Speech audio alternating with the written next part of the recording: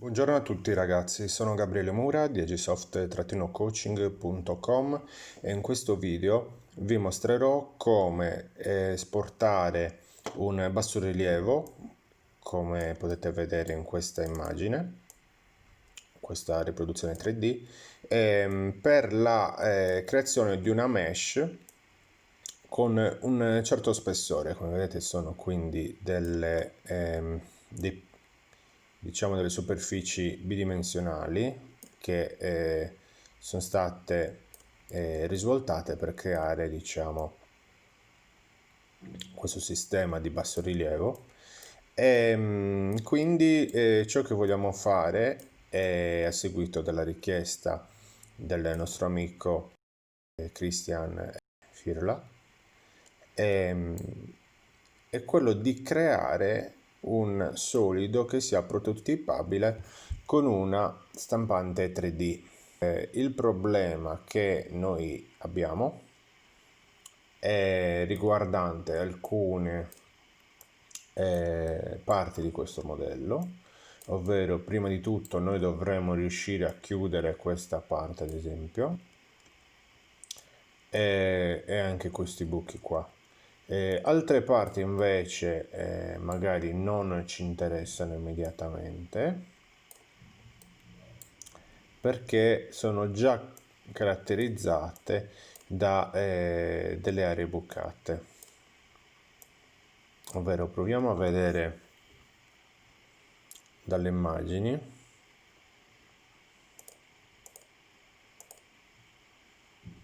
E quindi noteremo che ci sono queste aree nere che in realtà costituiscono un'area forata. Quindi prima di tutto diamo un occhio alle foto per accorgerci appunto dove sia il nostro rilievo e dove no,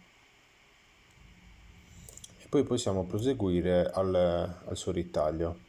Come vedete c'è quest'area, ad esempio qua e qua, che dovrebbe essere vuota, vedete? Invece qua è piena, quindi specialmente queste parti qua dovrebbero essere svuotate.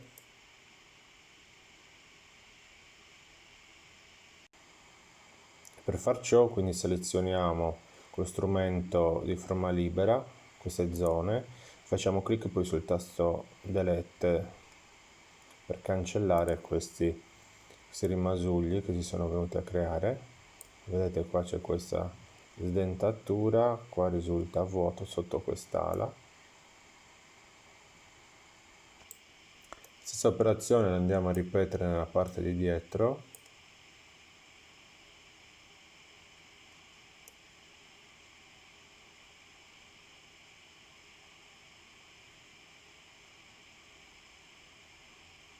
Che è questa, e quindi possiamo andare ad agire sul modello.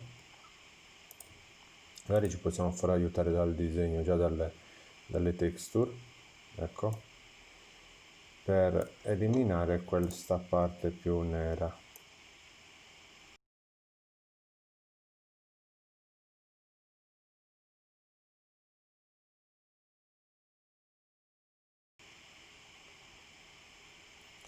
Queste parti nere dovevano essere probabilmente mascherate già prima della creazione del solido, quindi facciamo clic sul tasto Delete Selection. A me sembra che queste zone qua siano delle zone d'ombra che in qualche modo non interessino la nostra ricostruzione, quindi le elimino per ottenere un modello più pulito.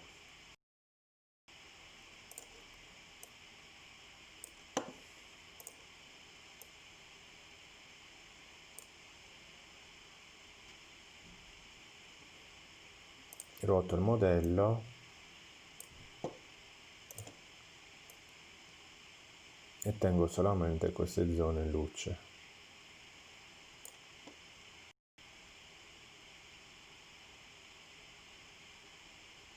Ok, per vedere in questo momento come poter chiudere queste superfici, dobbiamo esportare questo modello in un formato tridimensionale. Nel nostro caso sembra che abbiamo selezionato tutto questo bordo superiore, quindi facciamo clic sul tasto Delete Selection per perfezionare anche questa zona qua. Ora dicevamo non ci rimane che chiudere i punti di attacco, che sono esattamente qua nella parte centrale, quindi questo, e poi dobbiamo creare uno spessore. Ora cerchiamo di chiudere innanzitutto questi buchi più piccoli. Andiamo su Tools, Mesh, Close Alls, e da questa selezione posso impostare dei valori molto bassi per prendere solamente i punti quelli più piccoli. E se questa barra trascino verso sinistra, come vedete vengono presi solamente questi punti più piccoli. Quindi faccio clic su OK per confermare, e quindi noterò che sono stati tappati proprio questi punti più piccoli, come vedete. Ora ci interessa chiudere queste altre zone,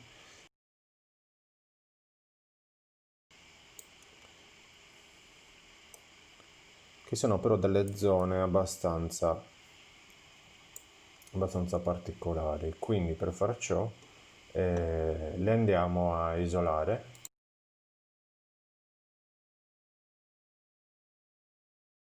Per fare questo utilizziamo un software che si chiama MeshLab, questo che sto aprendo, dal quale noi andremo ad aprire la mesh che abbiamo appena creato.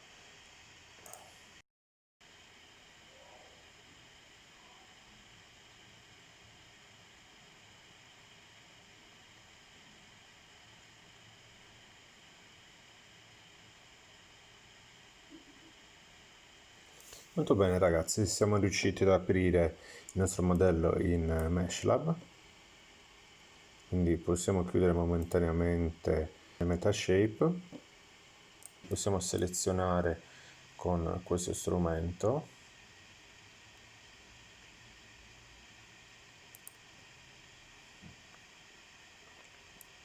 quindi evidenziando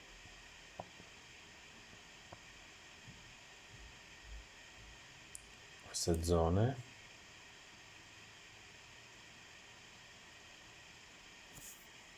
poi tenendo premuto il tasto CTRL potrò selezionare anche le altre, quindi possiamo andare da Filters, Remeshing Simplification and Reconstruction e fare clic su Close Alls per vedere che questo buco adesso, se gli do un valore magari di 1000 e faccio clic su Applica. Ok, quindi ci chiede il software di selezionare tutti i non manifold edges, quindi per far ciò dobbiamo andare su Filter, Selection, Select non manifold edges. In questo modo facciamo clic su Apply, poi andiamo a cancellare ed eliminare tutti questi elementi che creano interferenza. Ora quindi possiamo, dicevamo, selezionare queste zone, ci interessa chiudere,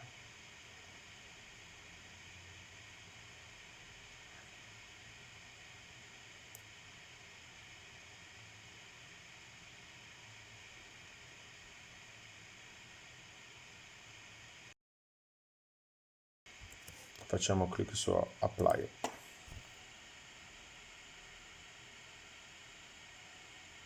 E questo buco qui dovrebbe essere chiuso.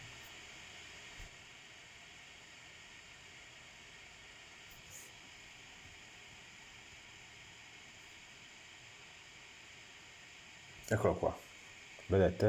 È stata creata una superficie.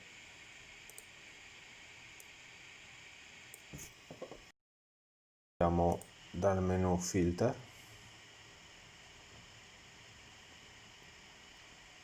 selezioniamo Remeshing, Simplification e Reconstruction, facciamo clic su Close Alls.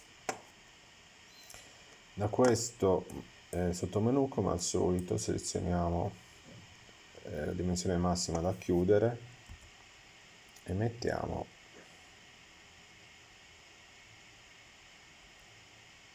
10.000. Facciamo clic sul tasto Apply per valutare il risultato.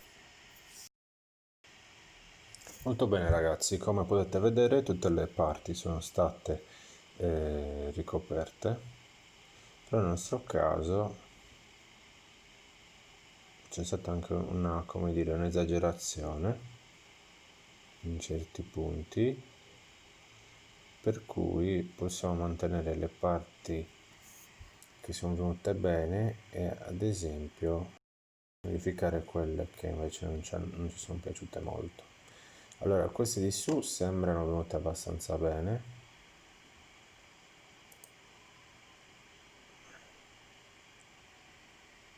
E col tasto Shift li possiamo riselezionare.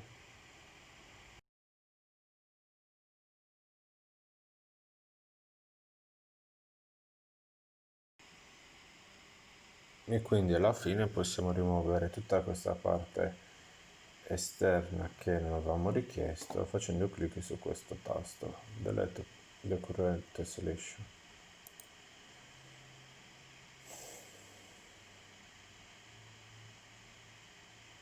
Ecco qua.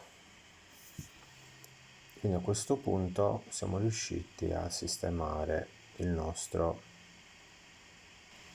elemento. Ora per esportare questo modello in maniera tale da potergli dare uno spessore, dobbiamo innanzitutto andare sul menu file e selezionare export mesh as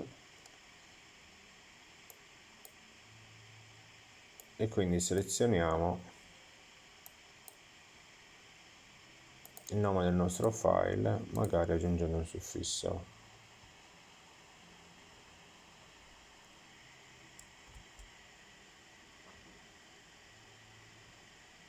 mesh.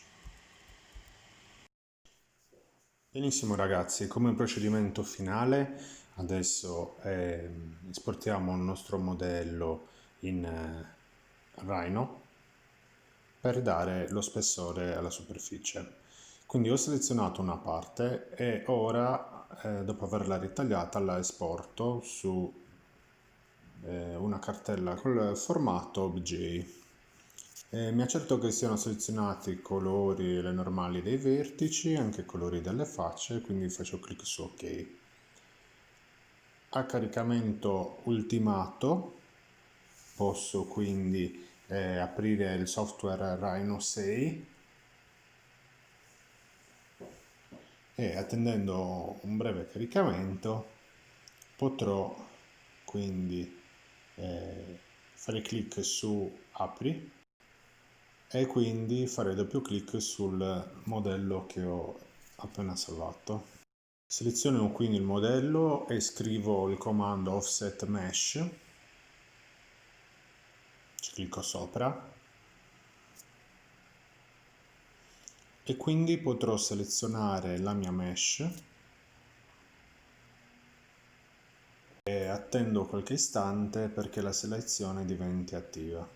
Quindi si aprirà una schermata dove posso impostare i valori di spessore e l'impostazione solido per conferire appunto uno spessore tridimensionale a questa superficie che in realtà era bidimensionale. Dopo un altro caricamento otterrò, come potete vedere, la mesh con lo spessore. Ora quindi non mi resta che salvare il modello ritornando nella cartella di origine, e quindi posso selezionare il nome del file per salvarlo come file di Rhino prima,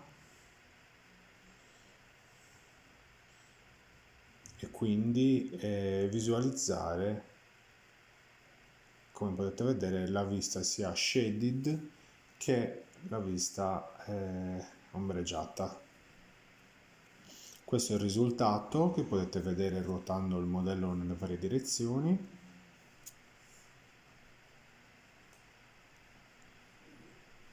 Sto notando un elemento nero, una superficie nera che si trova sopra il modello, che adesso andrò a selezionare per rimuoverla.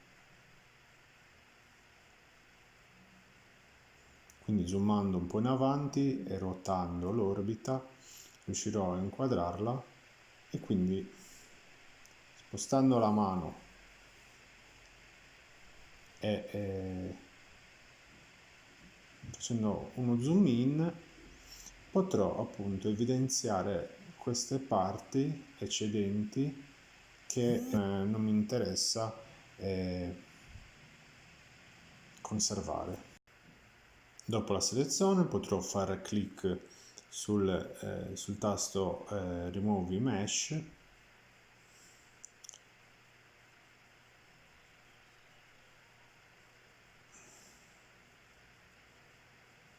e quindi selezionando anche le altre facce mesh posso eliminare tutte queste parti che si sono introdotte al di sopra della superficie che ci interessa. E quindi infine ruoto il modello per controllare che sia stato ricostruito appunto correttamente in ogni sua direzione. Ora si possono vedere dei dettagli particolari, e in particolare, come dicevamo anche prima, avvicinandomi potrò vedere questo famoso spessore che sono riuscito a dare alla mesh anche impostando la visualizzazione ombreggiata. Vedete questa altezza? Quindi come ultimo atto seleziono la mesh e faccio clic su esporta, e quindi faccio clic su bassorilievo thickness Rhino, scelgo come modificare il nome del file che voglio salvare, e quindi lo chiamo ad esempio bassorilievo TIC come abbreviativo, e seleziono infine il formato, che questa volta sarà Motion Builder.